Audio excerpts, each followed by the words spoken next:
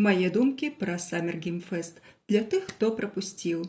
Summer Game Fest – гэта вялікае шоу, якое арганізавалі арганізатары The Game Awards, так званага Оскара ў гульнявой індустрыі. На шоу распрацоўшчыкі са ўсяго свету паказалі трэйлеры сваіх новых гульняў і DLC. Што было цікавага для мяне? Мяне дуже зацікавіла гульня Star Wars Outlaws. І не толькі таму, што я вельмі люблю увогуле франшызу і мяне цікавяць зорныя войны, а збольшага таму, што гэтым разам гэтую вялікую гульню па зорных войнах будзе рабіць не Electronic Arts. Я дуже дзівілася, але яе робяць гэтым разам Ubisoft. Нягледзячы на тое, што апошнія зараз не купаюцца ў промнях любві ад кам'юніці. Успомню толькі тое, што ў іх з'явілася рэклама ў ланчары. Жах. Цікава паглядзець, што атрымаецца. Мабыць, у нас будзе менш мікратранзакцый, але, шчыра кажучы, у мяне няшмат надзеяў. Таксама змешаныя пачуцці ў мяне выклікаў анонс Quidditch Champions гульні ў сусвеце Гарры Поттера. Прыкра, канешне, што гэта ўсё яшчэ не Quidditch у Hogwarts Legacy. Смешна, што там літаральна на днях анансавалі Summer Update, то бок летні апдейт. Мала таго, што яго ніхто не прасіў, дык там няма Квідзіча. Гэта, напэўна, адзінае, чаго людзям не хапала ў гэтыя гульні. І у гэтага ўсяго вялікія такія вайбы апошняга Чалавека-павука ад Marvel, дзе, нагадваю, Тома Холланда, ягонага павука, выпілілі з кінасусвету, і нягледзячы на тое, што наратыўна там прыдумалі нейкае абгрунтаванне гэтаму, але ўсе мы цудоўна ведаем, чаму гэта адбылося. Таму што карпорацыям хочацца больш грошай. This war's a people's war against a system that spiraled out our control. Ну і так, у прынцыпе, купляць гульні па Гарры Поттеру зараз зашквар, не гледзячы на тое, што я сама набыла Hogwarts Legacy, але больш я гэтым займацца не планую. Эксперыментатары з Devolver Digital прадставілі новую цікавую утульную прыгоду Нева. Я дуже люблю такія утульныя гульні, таму там спадзяюся, што атрымаецца непагана. Вельмі люблю гульні гэтага выдаўца.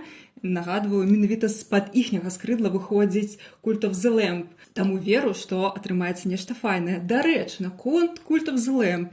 У раздзеле, прысвечаным выдавецтву, які быў напрыканцы апошняга шоу, абяцалі і абнаўленне, якое дазволіць гуляць у каапе.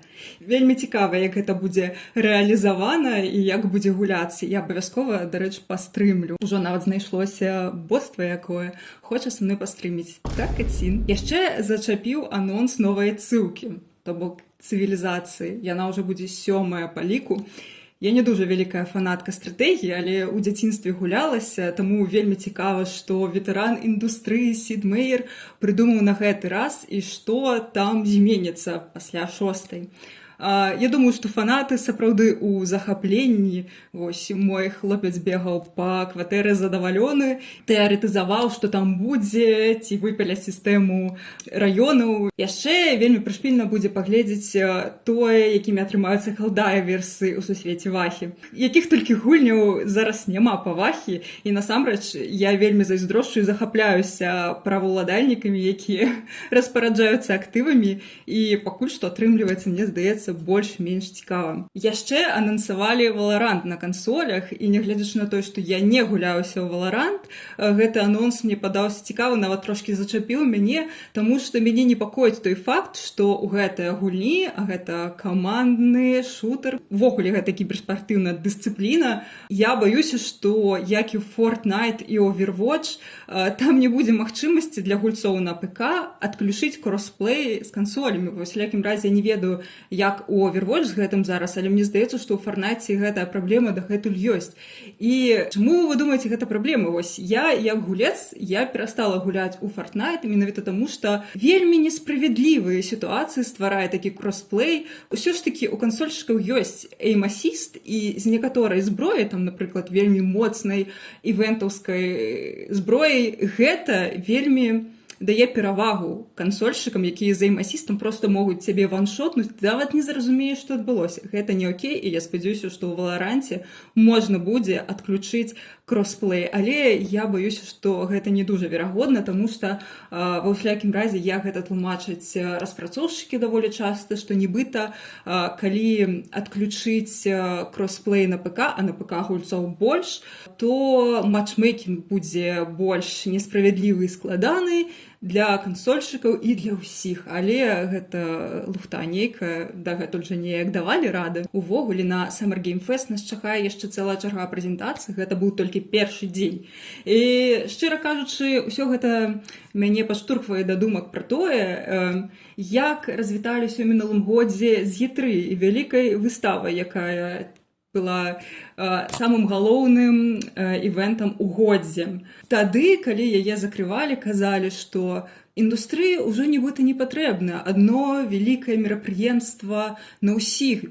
У нас жа цяпер ёсць 20 маленькіх прэзентацый ад кожнай кампаніі. Але, як мы бачым, пакуль што па праглядах, па цікавасці да Summer Game Fest, напэўна, нам ўсё ж такі трэба. Адно вялікае мерапрыемства для ўсіх. Асабліва гэта тычыцца не вялізных кампаній, таму што такія мерапрыемствы, яны вельмі істотныя для сярэдняга класу і для тых, хто робіць AAA гульні, але не з'яўляецца вялізнай карпарацыяй, напрыклад, тыя ж Devolver Digital, Ubisoft, у якіх зараз вялікія праблемы.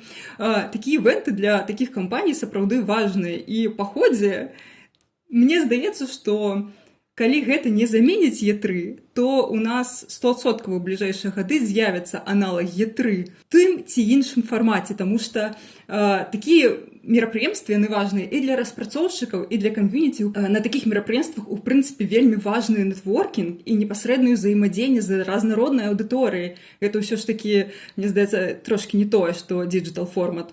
А яшчэ, ведаеце, было дужа крынжова назіраць за рэкламай Samsung, таму што там зараз на фабрыцы у Паўднёвай Карэі забастоўкі працоўных. Крынж!